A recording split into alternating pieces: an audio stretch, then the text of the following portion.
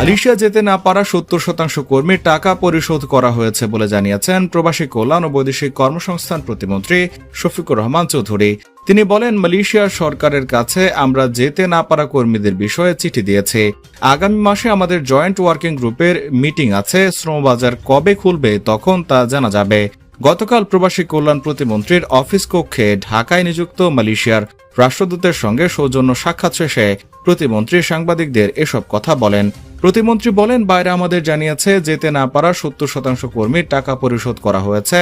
আমরা বাইরাকে বলেছি কর্মীরা যত টাকা দিয়েছে সেই টাকা পাওয়ার পর তারা এগ্রিমেন্ট সাইন করবে যে টাকা আমরা পেয়েছি। এরপর সেই লিস্ট বাইরে আমাদেরকে দেবে, তখন জানা যাবে কতজন মানুষ টাকা পেয়েছে।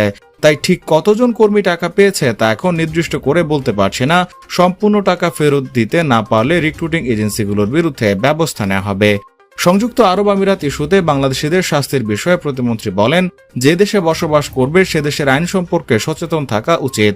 যারা সেই আইন ভঙ্গ করবে, দেশের ভাবমূর্তি নষ্ট করবে, তারা শাস্তি ভোগ করবে। এখানে আমাদের কিছু করার নেই। কনস্ট্রাকশনের ভিসা নিয়ে মালয়েশিয়া প্রবেশ করে কাজ করতেন সুপারমার্কেটে। ওয়ার্ক পারমিটের অপব্যবহার হচ্ছে এমন তথ্য পেয়ে অভিযান চালায় দেশটির ইমিগ্রেশন বিভাগ। মালয়েশিয়ান ইমিগ্রেশন ডিপার্টমেন্ট সেলাঙ্গো টিম অপারেশনটি বালাকংয়ে পরিবেশ, ব্যবসা কেন্দ্র এবং গার্ড লজ সহ 28টি প্রাঙ্গণে পরিচালনা করে। সেলাঙ্গোর ইমিগ্রেশনের পরিচালক খায়রুল আমিনুস কামরুদ্দিন জানান, সকাল 11টার দিকে অভিযান চালায় ইমিগ্রেশন। তিনি জানান, 114 জনের পরীক্ষা শেষে 20 থেকে 40 বছর বয়সী 36 জন অবৈধ প্রবাসীকে গ্রেপ্তার করা হয়েছে।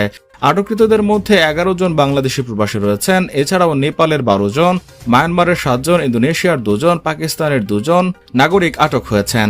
শনাক্ত হওয়ার মধ্যে একাধিক প্রবাসীকে পাওয়া গেছে যারা কনস্ট্রাকশন ভিসায় মালয়েশিয়াতে গিয়েছিলেন কিন্তু পরবর্তীতে ওয়ার্ক পারমিটের অপব্যবহার করে সুপারমার্কেটে কাজ নেন। এছাড়াও বেশ কিছু অবৈধ প্রবাসী রয়েছে যারা নিরাপত্তারক্ষী হিসেবে কাজ করছে, যদিও তাদের ভিসা অন্য সেক্টরে দেয়া রয়েছে।